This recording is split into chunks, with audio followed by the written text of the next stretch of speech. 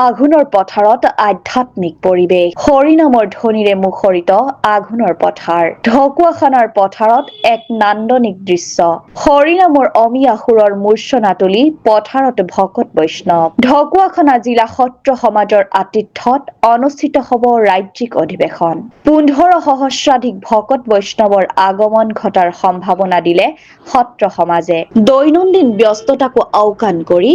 ঢকুৱাখানাৰ গৰিষ্ঠ সংখ্যক ভকত বৈষ্ণৱ নামি পৰিছে আঘোণৰ পথাৰত এই ব্যস্ততা পিছে লখিমী চপাবলৈ নহয় ঢকুৱাখানাৰ কেমেৰা পুখুৰী দীঘলা গাঁৱত অনুষ্ঠিত হ'ব লগা এক ৰাজ্যিক ভিত্তিত অনুষ্ঠানৰ বাবে পথাৰৰ নৰা কাটিবলৈ এনে উৎসাহপূৰ্ণ পৰিৱেশ গাঁওখনৰ মাধৱ ক্ষেত্ৰত মহাপুৰুষীয়া সত্ৰ সমাজ অসমৰ 39 সংখ্যক ৰাজ্যিক অধিৱেশন অনুষ্ঠিত হ'ব অহা 2026 বৰ্ষৰ 2, 3 আৰু 4 ফেব্ৰুৱাৰী ঢকুৱাখানা জিলা সত্ৰ সমাজৰ আতিথ্যত অনুষ্ঠিত হ'ব লগা এই ৰাজ্যিক অধিৱেশনৰ বাবে বুধবাৰে সমূহীয়াভাৱে নৰা কটা পৰ্ব শুভাৰম্ভ কৰা হয়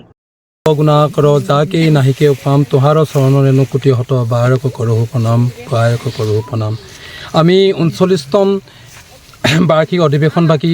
মহাপুৰুষীয়া সত্ৰ সমাজ অসমৰ ৰাজ্যিকৰ যি অধিৱেশন সেই অধিৱেশন বাকী ঢকুৱাখানা জিলাৰ মাধৱ ক্ষেত্ৰ কেমেৰা পুখুৰী আজি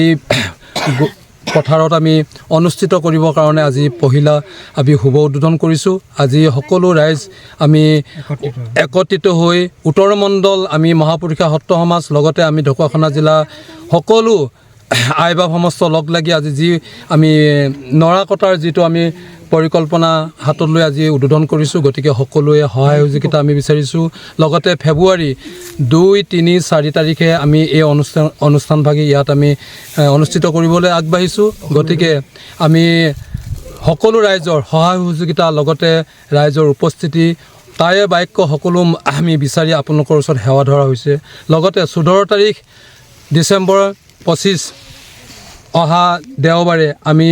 ইয়াতে লাই খুঁটা প্ৰতিষ্ঠাৰ যিটো কাৰ্যসূচী আমি হাতত লৈছোঁ গতিকে সেই অনুষ্ঠান ভাগলৈ আমি সদলবলে সকলো ঢকুৱাখানাবাসী ৰাইজৰ উপস্থিতি কামনা কৰিছোঁ লগতে ভগৱানৰ শ্ৰীচৰণত আমি সেৱা ধৰা হৈছে এই অনুষ্ঠানভাগী যাতে সাফল্যমণ্ডিত কৰি তোলাত তেখেতৰ কৃপা আমাৰ হাতত পৰে ভগৱানৰ গুণকীৰ্তন যেন আমি সদায় এই পথাৰখনত এই অনুষ্ঠানত আমি ল'ব পাৰোঁ সেই আশাৰে আমি ভগৱানৰ শ্ৰীচৰণৰ ওচৰত আমি সেৱা ধৰা হৈছে লগতে আমি আজি এই প্ৰচাৰ মাধ্যমৰ